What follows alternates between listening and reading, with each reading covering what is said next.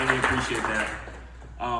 First of all, I'd like to recognize Vancouver Avenue Baptist Church on 13 years of their Salute to Greatness event, and for all the students that they have awarded with scholarships. It is very much needed in our community. Can we please give them a round of applause?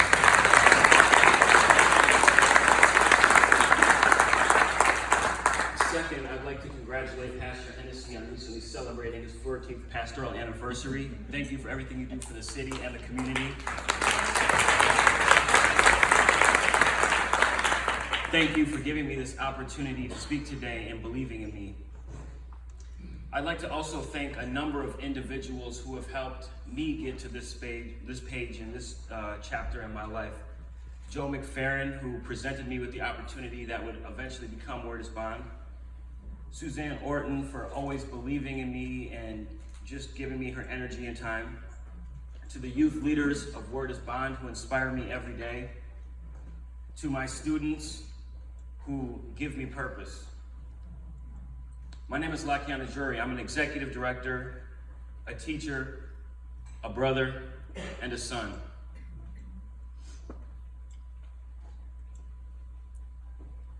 I'm not the most likely of leaders, and I'm not from Portland, Oregon, but for me, it's not really about where you're from, but who and what you're from. I'm from Teresa Drury, who grew up in a small town of Wisconsin, but dreamed of a much bigger world. I'm from Kevin Torrance, who never had kids of his own, but loved me and my siblings like his own children. I'm from Habib Yatoma, who grew up in war-torn South Sudan. I'm from meeting my father over the phone when I was 10 years old. I'm from a 2.8 high school GPA. I'm from falling down and getting back up. Falling down and getting back up. Falling down and getting back up. I'm from Du Bois and Marcus, from Martin and Malcolm, from Huey and Stokely. I'm from Harriet, Fannie, and Shirley. And to all my young brothers and sisters out there, I ask you today, who and what are you from? When we take away Snapchat and Instagram and all the social media filters, not the person we pretend to be on social media, but when you look in the mirror, when you take off your mask, who and what are you from? That's right. That's right. I'll give you a little insight as we think about those questions today. The world needs you. Today we are here to salute greatness. We are here to honor many leaders who have just come up, who have done incredible things. But we're also here to celebrate our rising leaders, those who are just beginning their journeys of greatness. Whether you're here to win an award today or you are coming along to celebrate a brother, a sister, a family, a friend, we are saluting you. And I'd like all of our rising leaders, if you are under the age of 30, please stand up and be recognized.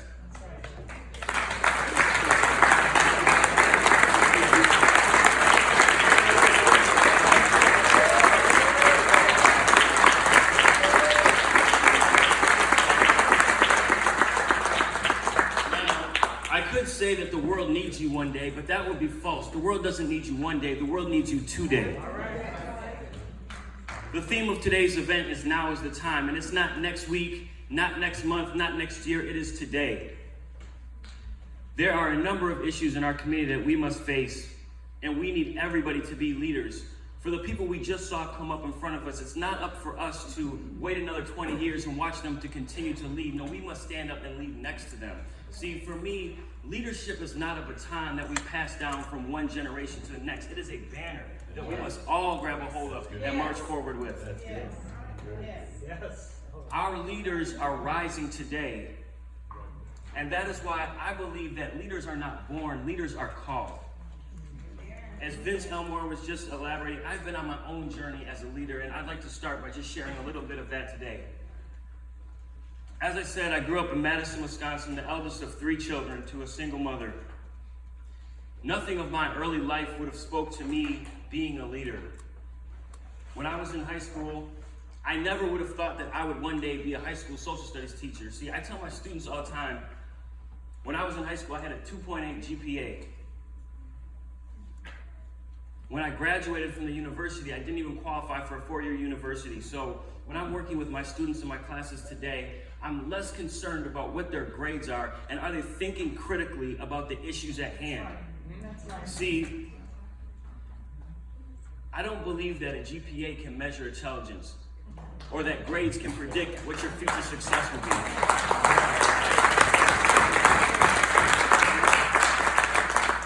When I work with my students, I don't care if they're wrong. Matter of fact, I hope that they're wrong. Because when you're wrong is when you learn. When you fail is when you gain the greatest insight in life. So not only do I hope that they fail, I hope that they fail hard. As I mentioned, when I graduated high school, I didn't qualify for a four-year university, so I went to a community college for 3 years. After about 3 years, my mom encouraged me again to reapply to a four-year university. I remember sitting on the couch talking to the guidance counselor. She said, "You still don't qualify." I hung up the phone and my mom's sitting next to me giving me a look that only a mother can give you.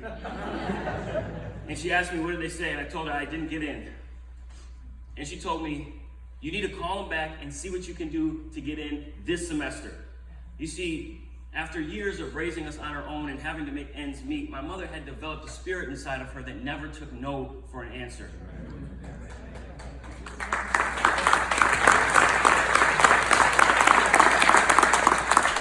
It was a lesson that I would learn in a valuable way that day, but I could not pick that phone back up. So my mom grabbed the phone, called them back.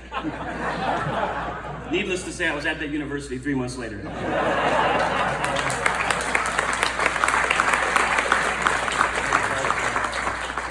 When I first arrived, I felt completely out of my element. I was at the small, white town, away from my friends, my family members, everybody I had known.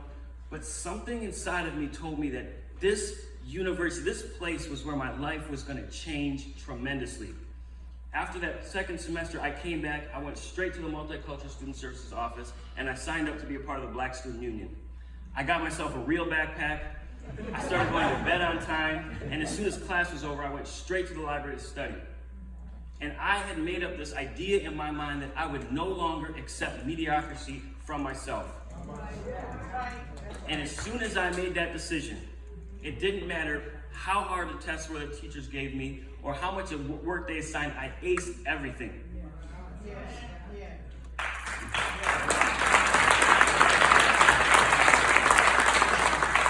After not too long, I became president of the Black Student Union.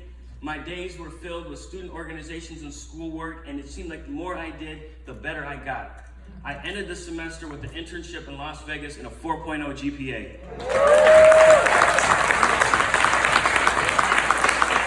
Even before I saw my grades go, something had flipped inside of me, and I had discovered my talents and my gifts. And what that shows me is you can't rush your destiny. Everybody develops at a different time in their life. Pastor Hennessy talked about people seeing things inside of you, and people for so long had seen things inside of me that I could not see. But that is why I believe that leaders are not born, they are called. Everybody has their own time. So for my young people in here today, you might have friends that are successful or going ahead right now, but it might take you a little bit longer. Never give up on yourself, and that's why I believe leaders are not born, they are called. I knew it, and people had seen it inside me for a long time. It was just a little voice in the back of my mind that said, now is the time. When Dr. King gave his Drum Major Instinct sermon, which is the title of this event, he was speaking of a drum major that leads a marching band and keeps everybody in pace and keeps everybody on track, and how inside of each of us there is that drum major instinct, that desire to be first, to be in front, to lead, and how we can use that to serve others. When we look around today, there is no more need for drum majors than at this very moment. Let's go back to the education system, for example. What I experienced as a young man growing up is something that Black children face all over this country. An education system that has failed us and been unwilling to meet our needs. If you look at the statistics, Black students, Black males, are 3 times as likely to be suspended from schools as white males. And for Black girls, that number is 6 times as likely to be suspended. We've seen it, we've experienced it. And here in Oregon, from segregation to busing programs to gentrification, students have faced many, many hardships. These barriers to education literally grind our students out and a lot of times snuff the curiosity right out of them. And it's something I see all the time in my classroom. I have students who are far too often behind in their basic academic skills, and that curiosity, that little flame, like those little girls that were just up here, is no longer there.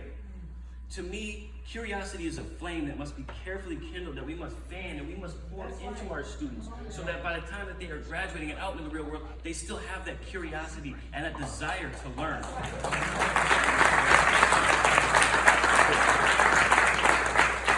We must promote policies that have a racial equity lens and address the historical trauma that our students have faced in the education system. We need to create policies that empower our students. If we look at this recent school resource officer, this is the exact type of policy that is damaging to our students and to their families. Imagine if we took that same amount of money, that $1.5 million price tag a year, and instead put that on hiring 14 teachers of color at a salary of $70,000, what that would do to our students and their families in school today.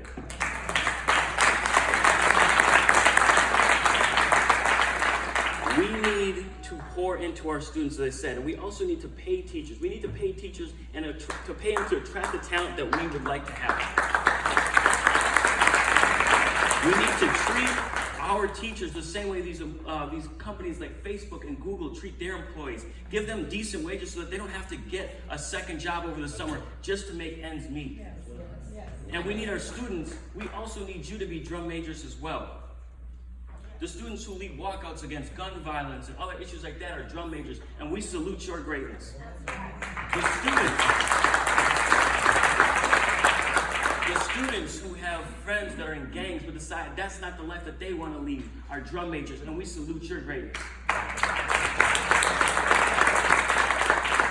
Instead of being the first student in class with the new Jordan zone, be the first student to join a student organization. That's right. Instead of being the first one with the newest video game, be the first one to say something when you see another student being bullied in the classroom. And if you're going to be the first one at sports practice after school, make sure you're also the first one in classroom on Monday morning. If you're going to be first or great, be good and first at something that matters. The first to raise your hand in class, the first to take your ACT, the first to go to college. And also, don't be afraid to march to the beat of your own drum. Just because everybody's going left doesn't mean you can't go right over here.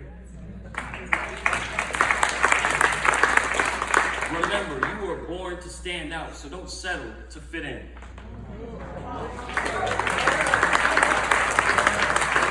is time for our generation to rise up. They say the revolution will not be televised, and I'm also here to tell you it won't be live streamed. If you want to make a change, you got to go out there and take it. We can't wait for them to give us our fair shake. We've got to take it. Frederick Douglass once said, "Power sees nothing without a demand. It never has, and it never will."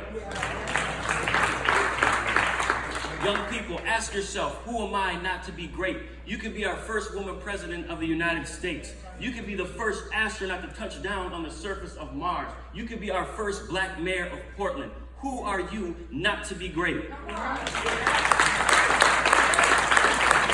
Instead of looking to just join the NFL, become the first black principal owner of an NFL team. Instead of looking to just be a rapper, become a record label executive so you can control the music and set the tone for the entire industry. If you want to be a business owner, buy up some real estate property on the Broadway corridor, the most lucrative real estate property in the city. Aim high. Ask yourself, why not me? Who am I not to be great? Young people, if I can give you 3 pieces of advice today, here's what they would be. Number 1, get a mentor, somebody who is older than you, who can show you the ropes and give you jewels of knowledge on your path, because it will get hard. Number 2, get out and travel. Get out and travel. I was talking to my students the other day, and I was telling them about a trip I took this summer to Amsterdam and Cape Town. And one of my students told me, he said, "Mr. Drury, my greatest fear is I see kids on my block, old heads on my block, that have never left. My greatest fear is that I'll grow old and I'll only know my block." Get out and travel. Don't let that fear become a reality. This world is so much bigger than Lloyd Center and 82nd Street and downtown. Go to Dubai. Go touch the Great Wall of China. Go to Africa and see history, your black history, for yourself. When we say now is the time, it actually isn't time. Yesterday was the time, the day before. We are already starting behind. You are going to have to work harder than your white peers sitting in the desks next to you just to get ahead. If they go 80 feet, you got to go 102. If they're going this far, you got to go even farther than that. You have to believe in yourself. And never listen to nobody that says you can't do it. And the great words of our 44th President, Barack Obama, when we are met with cynicism and doubt and those who tell us that we can't, we will respond with a timeless creed that has summed up the spirit of a people. Yes, we can. Be yourself. Be bold. Be different. The world is yours. Now is the time.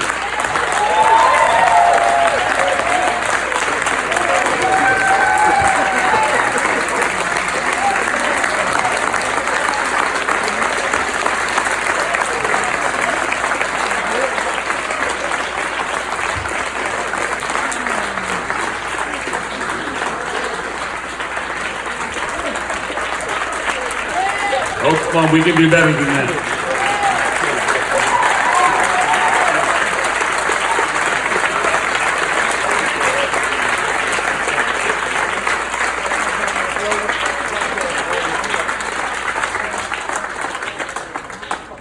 Aren't you happy that you came to this luncheon? Aren't you happy? You know, for years we did this luncheon and just did the awards, and we didn't have a keynote speaker. Then we had one keynote speaker. Then a couple of years ago, the mayor was the keynote speaker. It was last year, he was the speaker. And this year, when the committee got together, we said, what about getting a millennial to be the speaker? It's about time that we really recognize it's not just about us old folks, it's about what's happening and young people like this very wonderful person. Mom, where's Mom? Mom, come up here. Come up here with your son. Who else is at the table? Are these all family members? Y'all get up here with him so a picture can be taken.